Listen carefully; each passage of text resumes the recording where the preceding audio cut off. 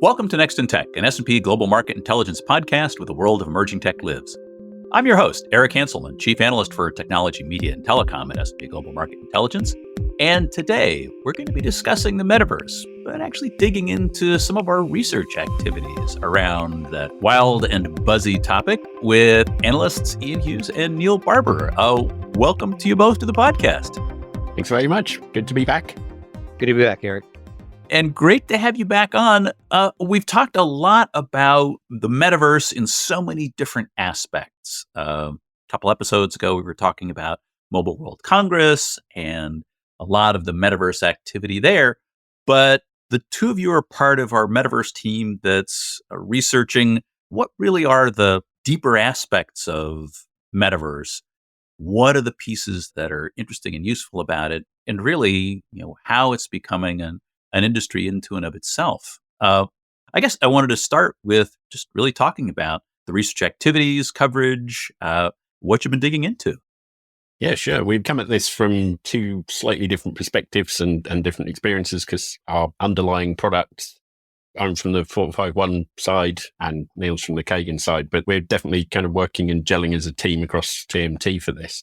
And one of the things that we're diving into at the moment is trying to get some proper survey data. So we're just currently fielding a global survey that's in two parts. So one part is a B2B type survey that's talking to industrial companies and general enterprise as well, and seeing what enterprises are trying to do for their customers. So that's kind of a little bit B2C. But then we've also got a separate consumer survey. So it's what do people expect to be getting from this out in consumer land. So that very much fits in the same sort of vein as our Voice of the Enterprise surveys and our vocal surveys that we tend to have in the 451 product. And in that, we're not just saying, have you heard of the Metaverse or do you like the Metaverse? Those kind of... How can you spell it? yeah, those sort of things. It's diving into use cases and expected use cases and what are companies currently doing at the moment? What do they expect to be doing? Because one of the things that we need to get to, as well as the financial data that we'll talk about later, but it's the impact on infrastructure. Because obviously a lot of our clients are interested in where's the compute resource going to be? What's the network impact, bandwidth, storage? What's behind it and what do you need to support it to actually create a real or sufficiently real metaverse experience? Absolutely. And the larger question of who's going to actually build that out? Yes. Demand on the one side, but yet we have to have supporting infrastructure to be able to make all this work. Absolutely. And there's not one infrastructure either, because each type of application and each use case may well be built out in a different way. So some things may be more reliant on cloud streaming using the same approach as cloud gaming. Others may be better suited to be more local peer-to-peer application that occasionally calls back home to keep the persistent state of something. And all these patterns exist already, and all these infrastructures exist, and many of them exist in the game environments, but also there's the traditional web environments as well. And not everything's going to necessarily need ultra-high res, ray-traced imagery because you just need to do something quickly and simply on simple devices. But other things are going to need that level. And so trying to find out what people's expectations and what they're doing and where they fit and what they're up to at the moment helps inform those potential architectures, because we can say fairly well when something is likely to be one of these particular architecture patterns. And if that's a particular use case that's really, really popular, then that's going to be the major impact on the infrastructure. So we're looking for that kind of level of detail, as well as our regular updates on various companies and what they're doing and where things are fitting in the events and all these things that we generally generate report content on. Well, you raise an interesting point, because when we start thinking about that supporting infrastructure, I mean, this is something that we've been looking at from an edge computing perspective for at least a couple years on, and a lot of that expectation that there will be applications that drive the need for localized compute. But it's important to understand that so much of the architecture of those environments really influences where that computational work needs to get done, how much data you need to move between both the end user and the various computational components of it. I mean, we're into that intermediate stage, which there are an awful lot of moving parts that bolt together in a a number of different ways and architectures that are still shaking out. Yes, and this is very much in the same vein because it's similar stuff as the industrial IoT evolution from what's done in the cloud and what's done on the edge and where things are. And that's turning into a proper distributed computing challenge, which is what you just described there. That it's not one or the other. It's not all on the client or all on the server. It's everywhere in between from edge to cloud. And different things sometimes need to be local and need to be ultra low latency, quick answer to a question that you need. And then other things, you need the scale of cloud to try and work out what's going on across a much bigger area. And that is the world that Metaverse is evolving into anyway. So that's how computers has moved on, hasn't it? From basic stuff.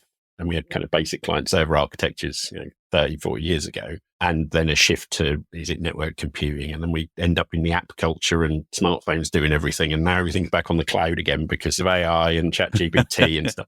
It's that the pendulum swings out, the pendulum swings back. And you had mentioned cloud-based gaming, that shift to does more of the computational work get done closer, in the core of the environment versus the end device. Yeah, it's all of the above. And Neil and I were talking the other day about some statements that have been made about being able to run AIs in games for the non-player characters on the device, as opposed to everything being off in the cloud. And yet the whole kind of cloud gaming thing, which is saying, well, you don't need things, you don't need a high-end device to do anything. And so we're in that state of flux there in just the gaming industry. I say just because it's a huge industry, but all those architectures and those approaches, and particularly the dropping AI into everything, is going to impact everything else, which includes the metaverse, which is the natural evolution of those environments. It's easy to minimize the impact of the metaverse, but in fact, the gaming industry is already a massive consumer of infrastructure and network capacity and all of the associated resources that are needed to run it. And that's the proving ground for everything that we're going to need to do as metaverse capabilities continue to grow and expand. So one of the other things that you're looking at is really the evolution of what that market looks like and the market players that are there as well.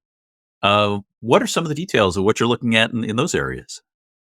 The top line of our research approach to covering the metaverse when the rubber hits the road is to try to separate the signal from the noise. So the metaverse incorporates a lot of different technologies, 3D virtual worlds. It can touch on AI, it can touch on NFTs.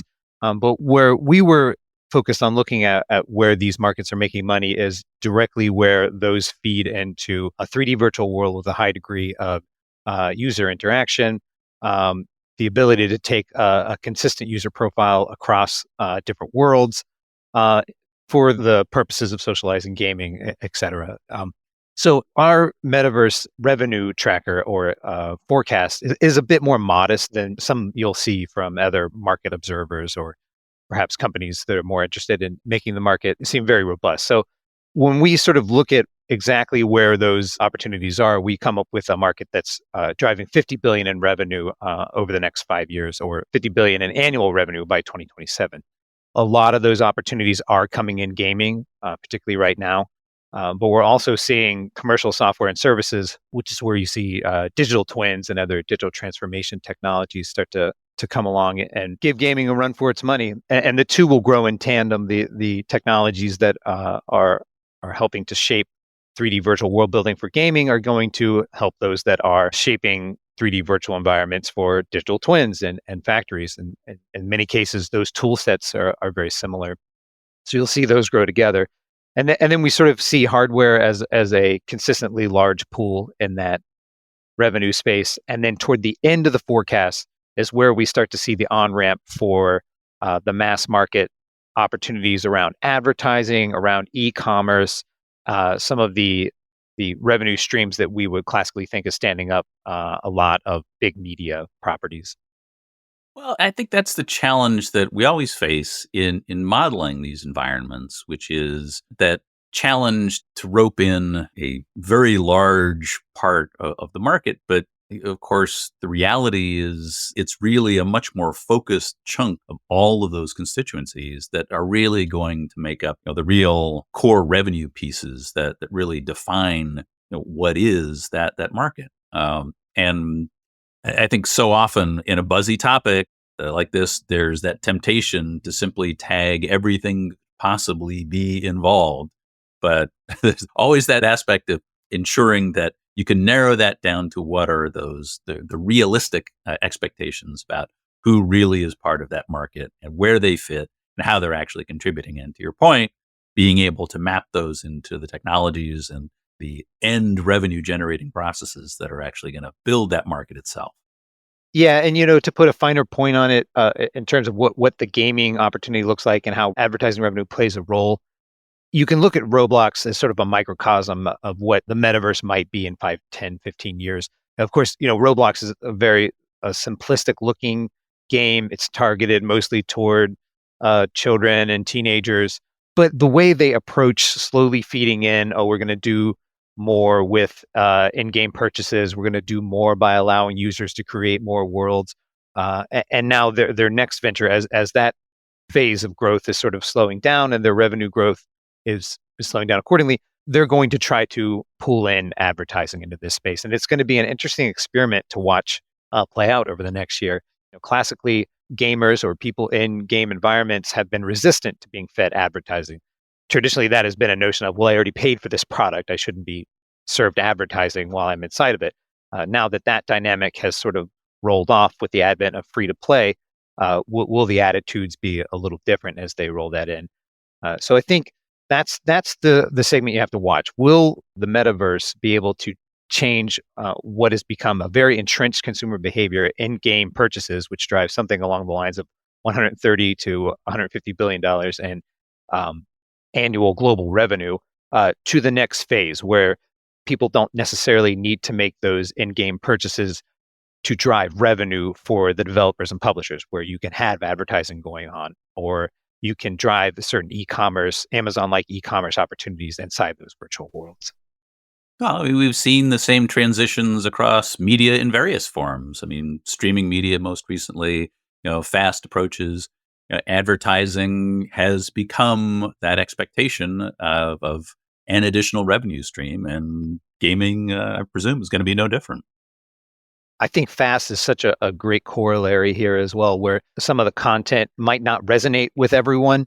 There's sort of a flywheel serpentine belt dynamic going on, where if the advertising comes, then maybe they can stand to build up better content.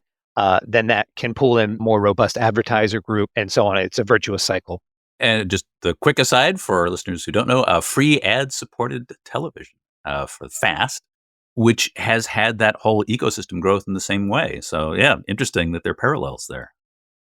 One of the things, particularly with virtual goods, and it's the same as with physical goods, is that some of the advertising is people taking those goods with them. Whereas our kind of traditional web advertising, you get a banner ad that kind of meets what you need, or something pops up somewhere on a website to say, here, look at this. When you are engaging with something and you say, well, I quite like that jacket, I'm going to put that on my avatar, and it's a branded jacket, like the Tommy Hilfiger one that was doing the rounds in Metaverse Fashion Week.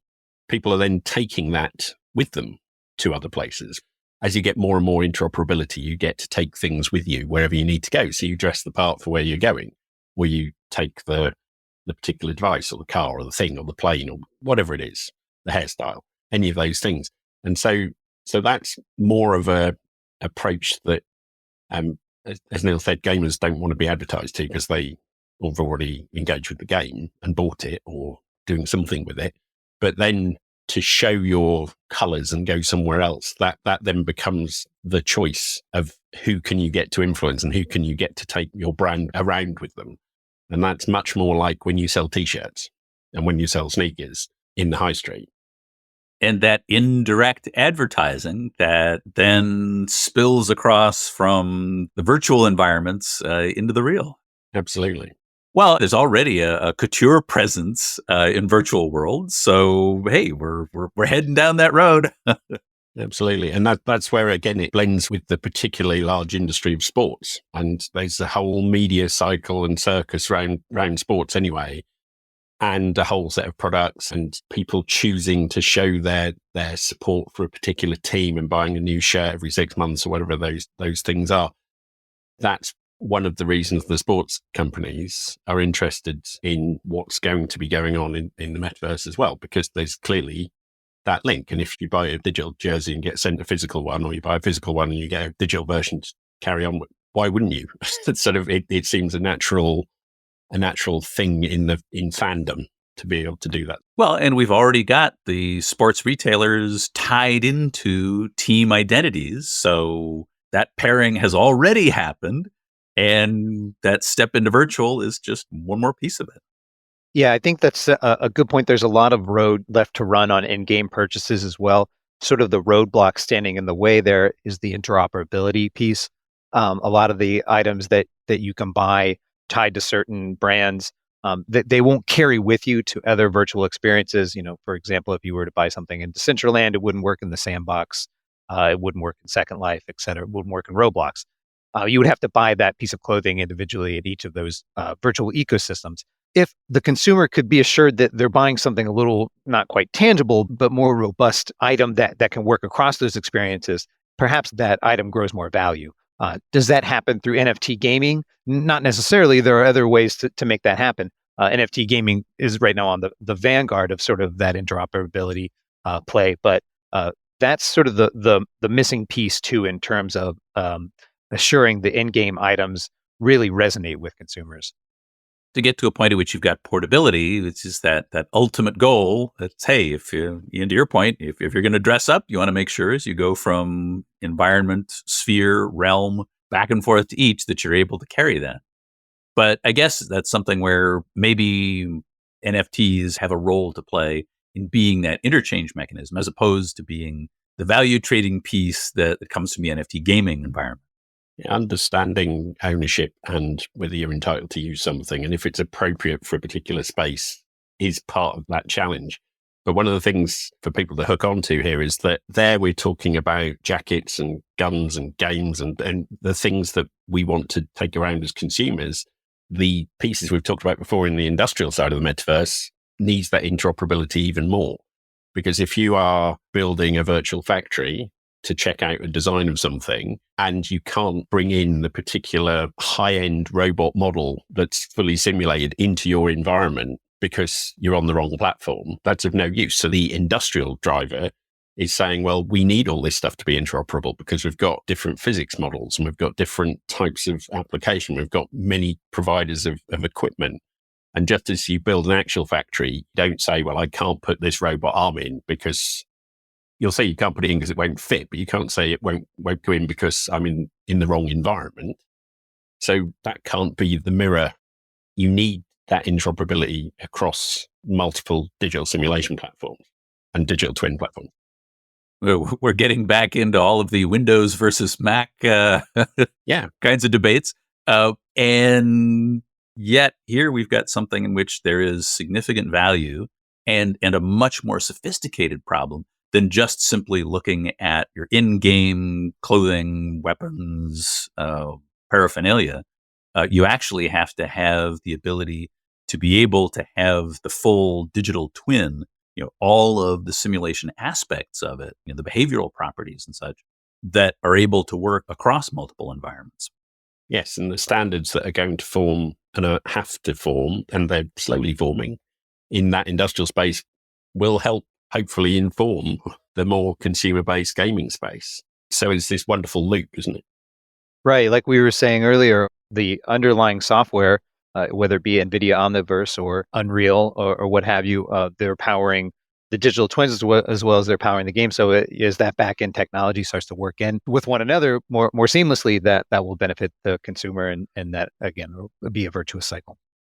Now, one of the other things that you're also working on, how has the funding side of things been shaking out?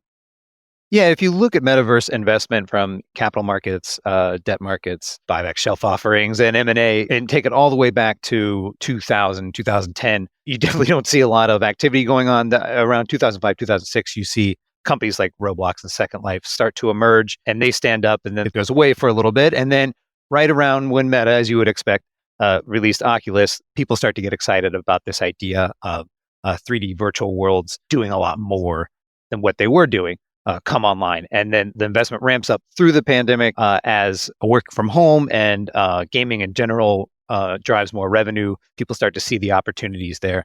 And then, like many of those segments, it starts to fall off as people sort of resume their daily schedules. People went back to work. What happened? Yeah. There's a credit crunch, there's macroeconomic headwinds and so forth.